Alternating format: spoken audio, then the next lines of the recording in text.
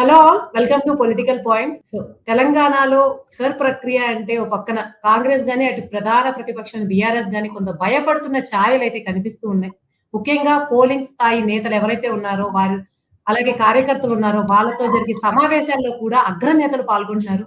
తాజాగా మంచిర్యాలలో జరిగినటువంటి సమావేశంలో బట్టి విక్రమార్క డిప్యూటీ సీఎం మాట్లాడుతూ కొన్ని సంచలన వ్యాఖ్యలైతే చేశారు. ఈ సర్ ప్రక్రియని బీజేపీ కేవలం కాంగ్రెస్ ఓట్లను తొలగించడానికి, ఇంకా చెప్పాలంటే ప్రతి నియోజకవర్గంలో 60,000 ఓట్లు తొలగించడమే టార్గెట్‌గా పెట్టుకొని చేస్తుంది. కాబట్టి అందరూ అప్రమత్తంగా ఉండాలి, ఉండాలని చెప్పి ఓ పక్కన కాంగ్రెస్ పార్టీ, ఇంకో పక్కన కేటీఆర్, బీఆర్ఎస్ వాళ్ళు కూడా అదే స్థాయిలో జాగరూకుతులై ఉండాలి. లేకపోతే మనకు కూడా కొంచెం డేంజరస్ సిట్యుయేషన్ వస్తుంది అని అలర్ట్‌గా ఉండాలని కార్యకర్తల్ని గాని, పోలింగ్ స్థాయి నేతల్ని గాని వీళ్ళని అలర్ట్ చేయడం జరుగుతుంది.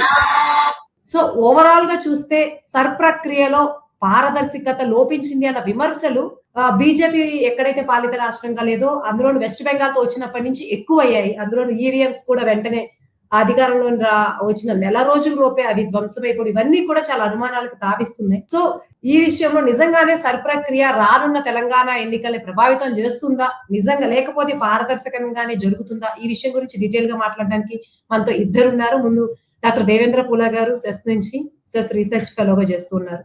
అలాగే ఇంకొకరు సిహెచ్ నరేంద్ర గారు senior analyst and journalist. So first Devendra గారు మీతో మొదలు పెడదాం. మీరు చెప్పండి, ఎందుకు సర్ ప్రక్రియ అంటే కొంచెం భయం, అంటే వాళ్ళ స్టేట్మెంట్స్ లో కనబడిపోతూ ఉంది. వాళ్ళు ఏమి వెనక చేయట్లేదు, డైరెక్ట్ గా ప్రెస్ మీట్స్ లోనే బీజేపీ టార్గెట్ ఇదని చెప్పేస్తున్నారు. అఫ్ కోర్స్ ప్రతిపక్షాలను అనుకోవచ్చు. అలాగే వెస్ట్ బెంగాల్ విషయంలో కూడా చాలా మందికి డౌట్స్ ఉండినాయి. సో మీరేమనుకుంటున్నారు సర్ ప్రక్రియ గురించి? నిజంగానే తెలంగాణలో అది ఎఫెక్ట్ చేస్తుందా, లేదు ఇది ఒక మంచి చర్య అనుకుంటున్నారా ఇప్పుడున్న political context of Telangana? First of all, sir అన్నది కేవలం ఒక పొలిటికల్ ఈవెంట్ కాదండి.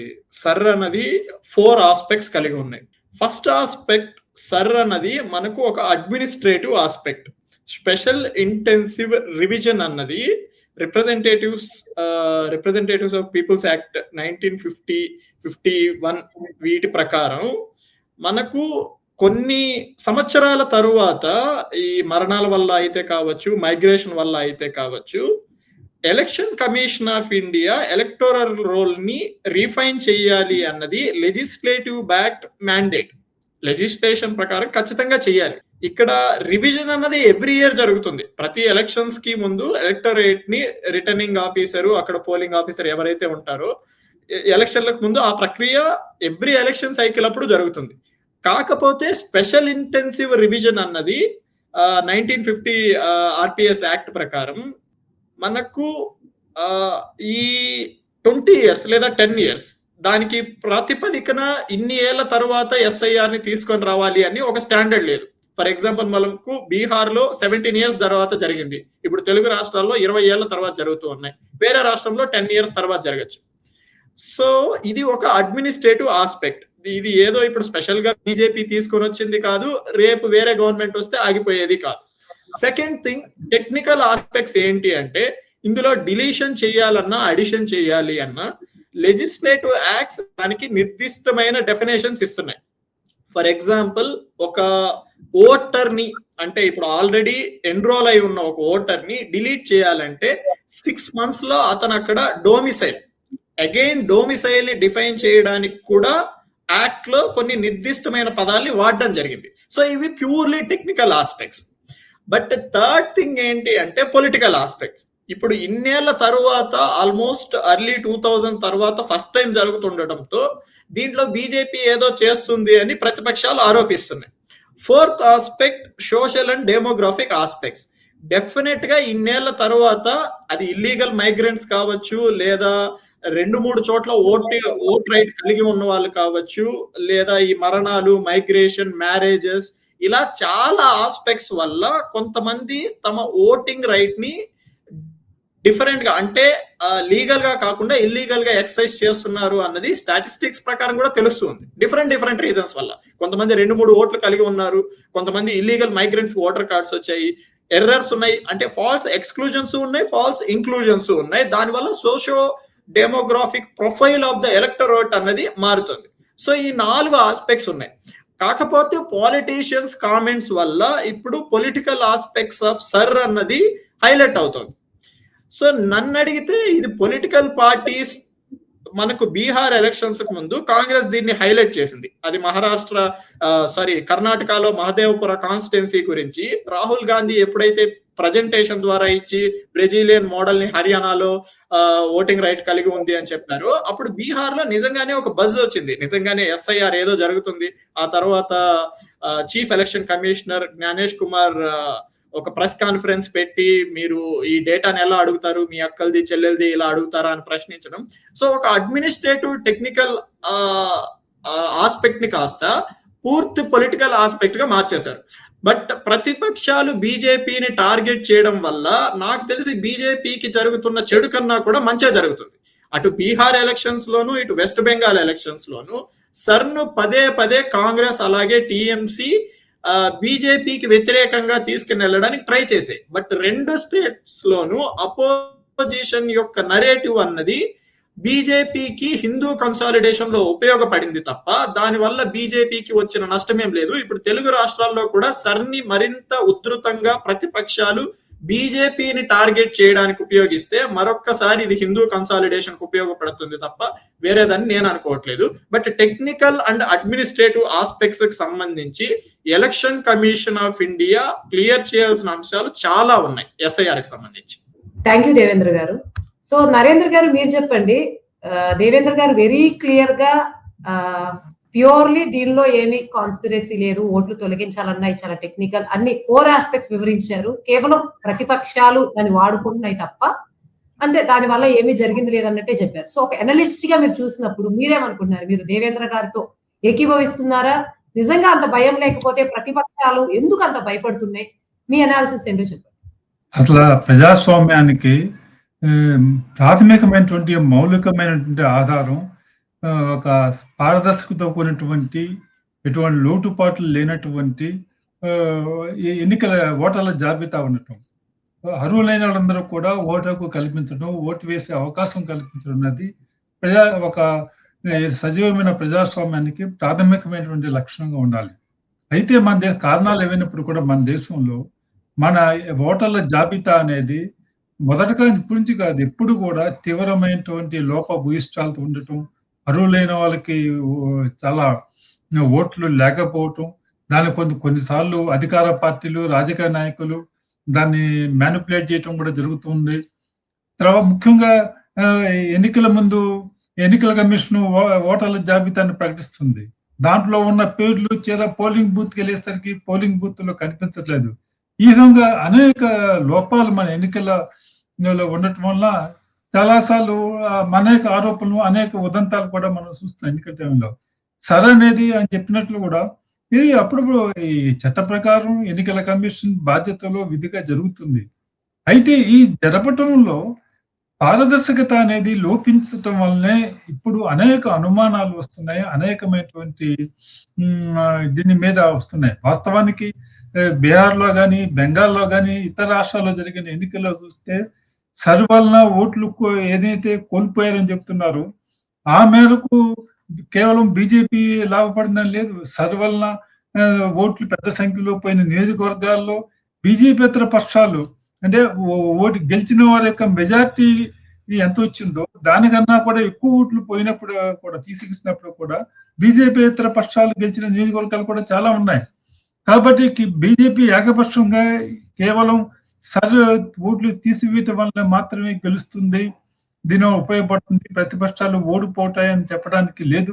అయితే వాటిల్లో ఒక గందరగోళం చేస్తుంది. బెంగాల్లో చూసాము మనం కేవలం అలా ప్రపంచ ప్రజాస్వామ్య దేశంలో ఎక్కడ లేని విధంగా చిన్న చిన్న సాంకేతిక అక్షర దోషాలు ఉంటే, చిన్న చిన్న తప్పులున్నా కూడా దాదాపు 30 లక్షల ఓట్లు తొలగించారు. అవన్నీ కూడా పిటిషన్స్ ఉన్నాయి, ట్రిబ్యునల్ ఏర్పాటు చేస్తారు.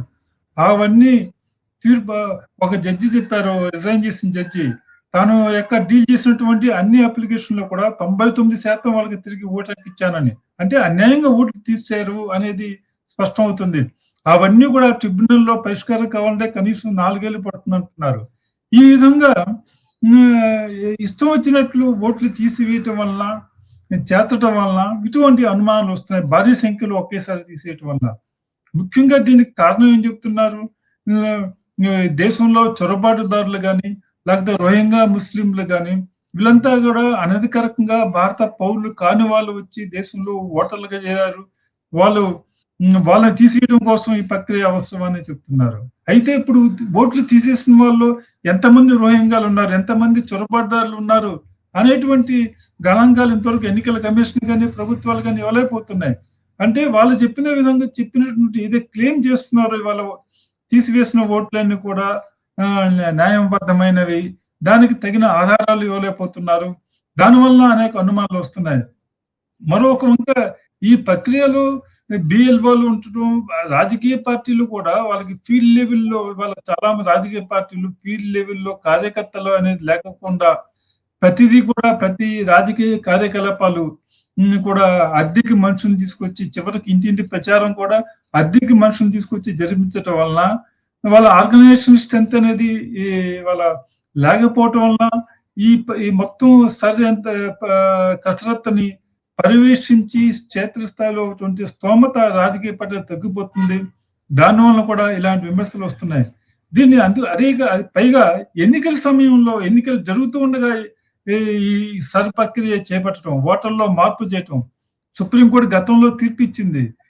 ఒకసారి ఎన్నికల షెడ్యూల్ ప్రకటించిన తర్వాత ఓటర్ల జాబితాలో మార్పులు చేయకూడదు ఓటర్లని అయినప్పుడు కూడా ఎన్నికల కమిషన్ ఇప్పుడు అనుమతి ఇచ్చింది. సుప్రీంకోర్టు కూడా దానికి ఓకే చెప్పింది విచిత్రంగా. కాబట్టి ఈ జరుగుతున్న పరిణామాలు కొన్ని అనేక అనుమానాలకి మనకి దారి తీస్తాయని చెప్పచ్చు. థ్యాంక్ యూ నరేంద్ర గారు. దేవేంద్ర గారు మీరు చెప్పండి. మీరు నరేంద్ర గారు చెప్పింది విన్నారు. నరేంద్ర గారు ఏదైతే అనుమానాలకు తావిస్తుందో సర్ విషయంలో వాటిని ప్రస్తావించారు. అయితే మీరు సర్ విషయంలో ఫస్ట్ అన్ని కూడా అడ్మినిస్ట్రేటివ్, టెక్నికల్, జ్యుడిషియల్ ఆస్పెక్ట్స్ అన్ని మాట్లాడారు. కానీ ఏ ప్రభుత్వం అయినా సరే, అది బీజేపీ కావచ్చు, ఎవరైనా అధికారంలో ఉన్నప్పుడు ఇటువంటి చర్యలు చేపడుతున్నారు ఖచ్చితంగా పొలిటికల్ ఇంటెన్షన్స్ ఉంటాయి. సో సర్ చేపట్టడంలో బీజేపీ పార్టీ యొక్క ఉద్దేశం ఏమై ఉండొచ్చు? పొలిటికల్ గా కావచ్చు, లేకపోతే పబ్లిక్ వెల్ఫేర్ గురించే చేస్తున్నారా? బీజేపీ ఇంటెన్షన్ ఏమై ఉంటుందని మీరు అనుకుంటున్నారు? నరేంద్ర గారు చెప్పిన వాటితో మీరు ఏకీభవిస్తున్నారా ఆ సందేహాల గురించి, లేకపోతే విభేదిస్తున్నారు? ఇందులో నరేంద్ర గారు చెప్పినట్లు ఇందులో బీజేపీ ఏదో లోపాయకారిగానో లేదో అంతర్గతంగానో చేయడానికి ఆస్కారం లేదండి. బాహ్యంగానే చెప్తుంది, ఎవరైతే ఇల్లీగల్ మైగ్రెంట్స్ ఉన్నారో, ఎవరైతే ఈ దేశంలో సిటిజన్స్ కాకుండా ఇల్లీగల్ గా ఓటింగ్ రైట్స్ తీసుకున్నారో వాళ్ళని డిలీట్ చేయడానికి మేము సర్వ్ తీసుకొని వచ్చాము అని బీజేపీ ఎక్స్ప్లిసిట్ గానే క్లెయిమ్ చేస్తుంది. And also that is right. Legislative పరంగా ఈ రివిజన్స్ అన్నవి ఎందుకున్నాయి? ఫాల్స్ ఎక్స్క్లూజన్స్ తీసేయడానికి. ఓన్లీ ప్రాబ్లం ఎక్కడొస్తుంది అంటే, అది బీజేపీ కావచ్చు, మరొక పార్టీ కావచ్చు, లీగల్ గా ఎవరైతే ఎంటైటిల్ ఉంటారో, ఫర్ ఎగ్జాంపుల్ ఇప్పుడు నేను ఆల్రెడీ 2-3 టైమ్స్ ఎలక్షన్ లో ఓటు వేసున్నాను. 18 years తర్వాత నా ఓటు హక్కు వచ్చింది కాబట్టి నేను 2-3 ఎలక్షన్స్, అది స్టేట్ అసెంబ్లీ ఎలక్షన్స్ కావచ్చు, లోక్సభ ఎలక్షన్స్ కావచ్చు, నేను ఓటు వేసిన. ఇప్పుడు మళ్ళీ నేను వెళ్ళి నా ఐడెంటిటీని ప్రూవ్ చేసుకోకపోతే తీసేస్తున్నారు. మరి మిగిలిన 2 times, ఇంతకు ముందు నేను ఆల్రెడీ 2 times ఓటు వేసినప్పుడు నేను వేసింది కూడా ఫేక్ ఓటే కదా. ఫర్ ఎగ్జాంపుల్ ఇప్పుడు నేను ఫేక్ ఓటర్ అని తేలితే ఆల్రెడీ 2 times నేను ఓటు వేసినాను కదా, మరి అప్పుడు ఎలా అలో చేశారు అన్నది ఫస్ట్ ఫండమెంటల్ క్వశ్చన్.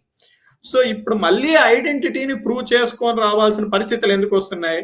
దాంతో పాటు ఈ సర్ని ఎప్పుడైతే తీసుకొని వచ్చారో దానికి వీళ్ళు అడుగుతున్న డాక్యుమెంట్స్, ఈ 18 type ఆఫ్ డాక్యుమెంట్స్ అన్నవి అందరి దగ్గర ఉండవు.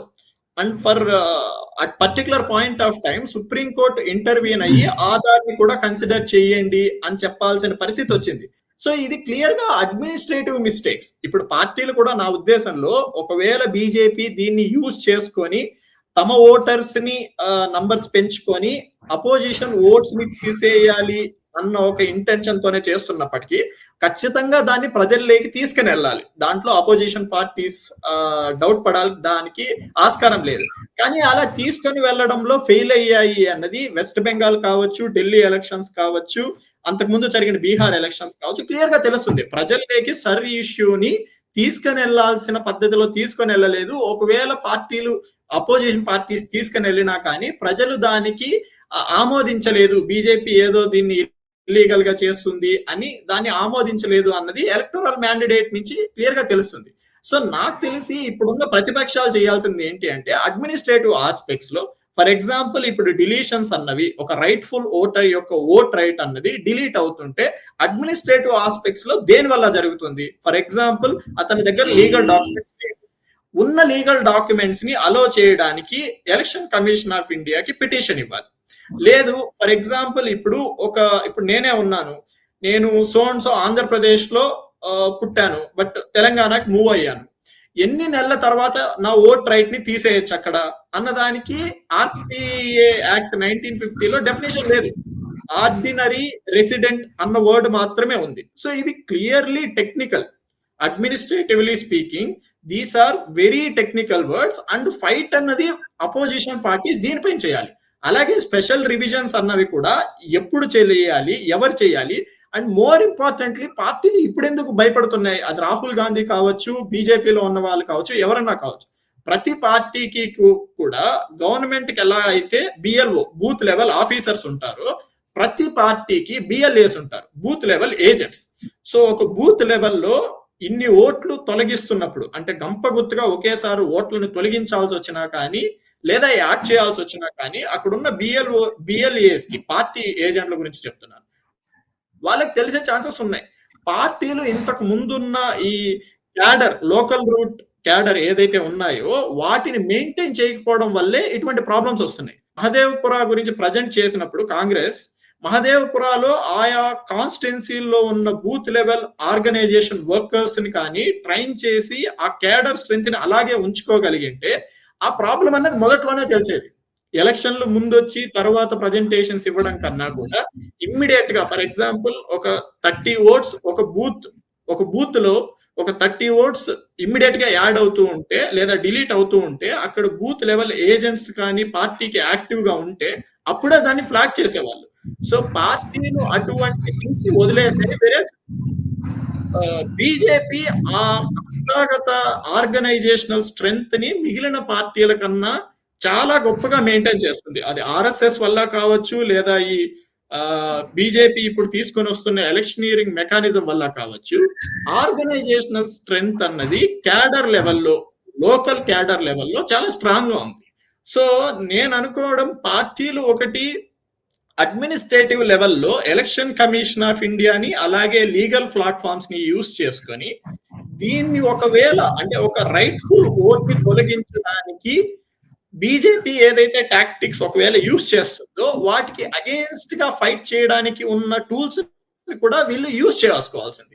సెకండ్, ఆర్గనైజేషనల్ స్ట్రెంగ్త్ అన్నది బీజేపీని గెలిపిస్తుంది అన్నది 2014 నుంచి రిపీటెడ్ గా ప్రూవ్ అవుతుంది. దాని నుంచి ఇంకా పాఠాలు నేర్చుకోకపోతే అది కాంగ్రెస్ కావచ్చు, టీఎంసీ కావచ్చు, మరి ఏదైనా పార్టీ కావచ్చు, బీజేపీని కొట్టాలి అంటే ఆర్గనైజేషనల్ స్ట్రెంగ్త్ అన్నది గ్రాస్ రూట్ లెవెల్లో చాలా స్ట్రాంగ్ గా ఉండాలి. అది ఎస్ఐఆర్ లాంటి ఇష్యూస్ వచ్చినప్పుడు మరింత ప్రస్ఫుటంగా కనిపిస్తూ ఉంటుంది. సో వాటిని అడ్రస్ చేయడం. థ్యాంక్ యూ దేవేంద్ర గారు. ఫైనల్ గా నరేంద్ర గారు మీరు చెప్పండి, జస్ట్ వన్ క్వశ్చన్ దీంతో కన్క్లూడ్ చేద్దాం. సో దేవేంద్ర గారు ఇనవే ఒకవేళ బీజేపీ అదే చేసే ప్రయత్నంలో ఉంటే దాన్ని స్ట్రాంగ్ గా తీసుకెళ్లాలంటే ఉండాల్సినటువంటి ఆర్గనైజేషన్ సపోర్ట్ ని బిల్డ్ చేసుకోవడంలో కాంగ్రెస్ గానీ మిగిలిన పార్టీ టీఎంసీ లాంటి ఫెయిల్ అయ్యాయి, ఇప్పటికీ లెసన్స్ తెలుసుకోలేదు అంటున్నారు. సో ఫైనల్ గా మీరు చెప్పండి నరేంద్ర గారు, తెలంగాణ మీద ఈ సర్ ఎఫెక్ట్ ఏ మేరకు ఉండొచ్చు? అంటే బీజేపీ పెద్ద బలంగా లేదు, కానీ ఏం చేసైనా అధికారంలోకి వస్తామని లేటెస్ట్ గా BJP leader Dharmapuri Arvind comment చేశారు. బెంగాల్లో చేసింది ఇక్కడ చేస్తామన్నారు. ఖచ్చితంగా ఇట్లా కొన్ని చాలా కాన్ఫిడెంట్ కమెంట్స్, పొత్తు లేకుండా వస్తామని అమిత్ షా కమెంట్ చేసిన ఇవన్నీ నేపథ్యాల్లో తెలంగాణ మీద సర్ ఎఫెక్ట్ ఏ మేరకు ఉండొచ్చు? తెలంగాణలో ఫస్ట్ ముఖ్యంగా గ్రేటర్ హైదరాబాద్ లో ఈ ఓట్లు ఎవరైతే పౌరులు కాని ఓట్లు, బంగ్లాదేశీ ఓట్లు కానీ, పాకిస్తాన్ వచ్చి ఇక్కడ వీసాల మీద వచ్చి వీసా గడువు పూర్తయినా కూడా వాళ్ళ సంవత్సరాలు పడి దశాబ్దాల తరబడి ఇక్కడే ఉంటున్నారు, పెద్ద సంఖ్యలో వేల సంఖ్యలో ఉంటున్నారని గతంలో నిఘా ఏజెన్సీలు చెప్పాయి, పోలీసు అధికారులు చెప్పారు, వాటిని కేంద్ర దర్యాప్తు సంస్థలు చెప్పాయి, వాటిని వేరేమని వెనక్కి పంపించమని కూడా చెప్పాయి. అయితే అటువంటి ప్రయత్నాలు ఏమీ కూడా గతంలో బీఆర్ఎస్ ప్రభుత్వం కానీ కాంగ్రెస్ ప్రభుత్వం కానీ చేయట్లేదు. వాళ్ళని ఓట్ బ్యాంక్ గా చేసుకుని వాళ్ళందరూ కూడా పౌరులు కాపోయినప్పుడు కూడా వాళ్ళకి రేషన్ కార్డులు ఉన్నాయి, వాళ్ళకి ఓటు హక్కు ఉన్నాయి, ఓట్ల జాబితాలు ఉన్నాయి. ముఖ్యంగా ఈ ఎస్ఐఆర్ ముఖ్యంగా వాళ్ళని టార్గెట్ చేసేటువంటి అవకాశం ఉంది వాళ్ళ మీద. దానివల్లనే వాళ్ళ కాంగ్రెస్ కానీ బీఆర్ఎస్ కానీ తమ ఎవరైతే ఓట్ బ్యాంకులు ఎక్కడ కోల్పోతాం అనేటువంటి ఒక భయం ఏర్పాటు చేస్తుంది. జనరల్ గా ఎప్పుడైనా సరే అధికార పార్టీ అనే వాళ్ళు ఎక్కడైనా సరే ఈ విధంగా నకిలీ ఓటర్లని, దొంగ ఓటర్లని, లేకపోతే ఎన్నికల ముందు అటు నగరాల్లోను పట్టణాల్లో ఇప్పుడు చాలా మంది ఇక్కడ పనిచేసే వాళ్ళు ఉంటారు. ఆంధ్ర ప్రాంతం నుంచి వచ్చి, గ్రామాల నుంచి వచ్చి, వాళ్ళకి గ్రామాల్లో ఓట్లు ఉంటాయి, టౌన్ లో కూడా ఓట్లు ఉంటాయి. పంచాయతీ ఎలక్షన్ జరుగుతున్నప్పుడు వాళ్ళంతా గ్రామాలకి వెళ్ళి కేవలం ఓటు వేయటం కోసమే, ముఖ్యంగా అనేక మంది కూలీగా పనిచేస్తున్న వాళ్ళు, ఇళ్లలో పనిచేస్తున్న వాళ్ళు ఓటు వేయటం కోసం మాత్రమే గ్రామాలకు వెళ్ళి వస్తుంటారు, మనం చూస్తుంటాం. ఈ విధంగా డబల్ ఓటింగ్ దాన్ని క్రాస్ చేసే మెకానిజం ఉంటే చాలా మంది చాలా పెద్ద సంఖ్యలో ఉన్నాయి. మన ఓటర్ల జాబితా స్పష్టంగా లేదు, అది అనేక లోటుపాట్లు ఉన్నాయి. వాటి పొలిటికల్ అడ్వాంటేజ్ గా కొన్ని పార్టీలు కానీ రూలింగ్ పార్టీలు ప్రతి చోట కూడా ఉపయోగించుకుంటున్నాయి. ఎవరైతే అది అటువంటి డబల్ ఎంట్రీస్ కానీ, లేకపోతే ఈ నకిలీ ఓటర్లను కానీ, అర్హత లేని పౌరులు కానీ వాళ్ళు ఓట్లుకుంటాం కానీ వాటిని ఎక్కడ కట్టడి చేస్తారనేటువంటి భయం వీళ్ళలో ఎక్కువగా ఉండొచ్చు. అందుకనే దీన్ని ఎక్కువగా వ్యతిరేకిస్తున్నా అనిపిస్తుంది. అయితే ఈ విధంగా అటు బీజేపీ కూడా ఇక్కడ క్షేత్రస్థాయిలో వీళ్ళంతా కూడా వాళ్ళు ఎన్నికల అధికారులు మాత్రం కమిషన్ అధికారుల యొక్క పాత్ర పరిమితంగా ఉంటుంది. ఈ రాజకీయ కార్యకర్తలు క్షేత్రస్థాయిలో అసలు ఓటర్లు ఎవరు, నకిలీ ఓటర్లు ఎవరు గుర్తించి వాటిని అధికారుల దృష్టికి తీసుకొచ్చి ఒక నిజాయితీతో ఉన్నటువంటి ఓటర్ల జాబితా తయారు కోసం రాజకీయ పార్టీ కార్యకర్తలే ఎక్కువగా కీలక పాత్ర వహించాలి. ఎక్కడైతే వాళ్ళు సరిగ్గా చూసి చున్నట్టు ఉంటారో అక్కడ తప్పనిసరిగా లోటుపాట్లు ఉన్నటువంటి ఓటర్ల జాబితా వస్తుంది. కాబట్టి ఈ రాజకీయ పార్టీలు ఏ విధంగా సర్ ప్రాసెస్ ని ఉపయోగించుకుంటే దాంట్లో క్రియాశీలంగా వ్యవహరిస్తాయనే దాని మీద ఓటర్ల జాబితా ఏ మేరకు పర్ఫెక్ట్ గా వస్తుందనే దాని మీద ఆధారపడి ఉంటుంది. థ్యాంక్ యూ నరేంద్ర గారు. దేవేంద్ర గారు, ఓవరాల్ గా చెప్పాలంటే సర్ ప్రక్రియ అంటే ఊహించినంతగా అంటే మీరిద్దరూ కూడా దీని ద్వారా ఏదో బీజేపీ రిమూవ్ చేస్తుంది ఓట్లు అన్నదైతే అంత టెక్నికల్ గా అడ్మినిస్ట్రేటివ్ గా ఇన్ని లేయర్స్ ఆఫ్ ఇది దాటుకుని రావడం కష్టమైన అయితే తేల్చారు. ఇక్కడెక్కడైతే ఆ అధికారులు ఉంటారో ఆ స్థాయిలో వారు సక్రమంగా నిర్వహిస్తే ఇది పెద్దగా ప్రతిపక్షాలు ఎఫెక్ట్ చేయదని చెప్పి కూడా నరేంద్ర గారు తేల్చారు. ఏదేమైనప్పటికీ తెలంగాణ 2028 ఎలక్షన్స్ లో బీజేపీ ఎలా పుంజుకుంటుంది దాని రిజల్ట్ ని బట్టి అంటే మీరేమనుకుంటున్నారు దేవేంద్ర గారు దీని గురించి ఓవరాల్ గా 1 minute కమెంట్ చేయండి. ఒకవేళ 2028 ఎలక్షన్స్ లో దీన్ని ఉపయోగించుకుని అంటే మీరు ఓవరాల్ గా చూసింది బెంగాల్ చూసారు, అంతా చూసారు, 1 minute లో చెప్పండి. 2028 ఎలక్షన్స్ లో సర్ ప్రక్రియ వల్ల బీజేపీకి లాభం చేకూరుతుందా పూర్గా అంటే 2 years అయిన తర్వాత, లేకపోతే అదేం కాదు జస్ట్ అది ఎలా అయితే పుంజుకుందో 1 step లో పుంజుకుంటుంది అనుకుంటున్నారు? ఏమనుకున్నారు చెప్పండి. నరేంద్ర గారు మీరు కూడా చెప్పండి, దాంతో కన్క్లూడ్ చేసేద్దాం. 100% బీజేపీకి ఇది లాభం చేకూరుస్తుందండి. ఎస్పెషల్లీ తెలంగాణలో, ఆంధ్రప్రదేశ్ తో పోలిస్తే తెలంగాణలో ఒకటి ఇల్లీగల్ మైగ్రెంట్స్ ఉన్నారు అన్నది కొత్తగా ఏం చెప్పాల్సిన విషయం కాదు. నాకు తెలిసి ఇల్లీగల్ మైగ్రెంట్స్ ఏ నంబర్ లో ఉన్నారు అన్నది పక్కన వదిలేస్తే ఖచ్చితంగా ఉన్నారు. సో అది హైలైట్ అవుతుంది. అండ్ ప్రతిపక్షాలు ఈ ఇష్యూని లాగే కొద్దీ కూడా ఇందాక నేను చెప్పినట్లు హిందూ కన్సాలిడేషన్ కి పెరుగుతుంది. హిందూ కన్సాలిడేషన్ ఎంత పర్సెంటేజ్ ఆఫ్ ఓటింగ్ మీద దీని ఎఫెక్ట్ ఉండొచ్చు? ఇంకా 2.5 years ఉంది కాబట్టి పర్టికులర్ పర్సంటేజ్ మనం చెప్పడానికి చాలా కష్టం. కానీ నేను అనుకోవడం అయితే నిజంగా దీని ఇష్యూ కానీ ప్రతిపక్షాలు పెద్దగా సర్ని ముందుకు తీసుకొని ఈ వెల్ఫేర్, కమ్యూనలిస్ట్ పాలిటిక్స్ వీటన్నింటినీ పక్కన పెట్టి బీహార్ లో ఎలా అయితే కాంగ్రెస్ కంప్లీట్ గా సర్ పైనే ప్రచారాన్ని మొత్తం డిపెండ్ చేసిందో అలా కానీ కాంగ్రెస్ కానీ ఈవెన్ బీఆర్ఎస్ చేస్తుంది అని నేను అనుకోవట్లేదు. కానీ కాంగ్రెస్ సర్ని పెద్దగా తీసుకొని వచ్చే అంత కాలం దాని నుంచి బీజేపీ బెనిఫిట్ అవుతుంది తప్ప బీజేపీకి దాని వల్ల ఎక్కడా కూడా నష్టం వచ్చే ఛాన్సెస్ చాలా చాలా తక్కువ. మొత్తం లాభపడుతుందని తెలిసేసారు. నరేంద్ర గారు మీరేమనుకుంటున్నారు? లాభపడుతుంది అనుకుంటున్నారా? అంటే అనేక రాజకీయ అంశాలు, పరిణామాలు కూడా ఉంటాయి ఇక్కడ. తెలంగాణలో మిగతా బెంగాల్లో, బీహార్ లో లాగా BJP is not second force అంటే అదే అంత మేజర్ గా కాకపోతే ఎంతో కొంత ఇప్పుడున్న దానికన్నా కొన్ని ప్యాకేజ్ లో అర్బన్ ఏరియాస్ లో బీజేపీ అడ్వాంటేజ్ ఉంటుంది. అది తప్పనిసరిగా. ఎందుకంటే ఇప్పుడు కేరళలో, బెంగాల్లో చూసాం, అక్కడ కూడా సరి జరిగింది. అయినా బీజేపీ అక్కడ ఏమి బెనిఫిట్ పొందినట్టు మనకేం రాలేదు. కాబట్టి వాళ్ళు రాజకీయంగా పోటీలో వాళ్ళు ముందంజలో ఉంటే తప్పనిసరిగా ఇది కొంత యాడ్ అవుతుంది. దీనివల్లే వాళ్ళు గెలిచి ప్రభుత్వం ఏర్పాటు చేస్తారని చెప్పలేము. థ్యాంక్ యూ నరేంద్ర గారు, దేవేంద్ర గారు. ఓవరాల్ గా రాజకీయంగా చాలా స్ట్రాంగ్ గా ఉంటే మాత్రం ఇది ఉపయోగపడుతుందని కన్క్లూడ్ చేశారు. సో ఇంతటి చర్చ ముగిద్దాం. థ్యాంక్ యూ దేవేంద్ర గారు. Thank you.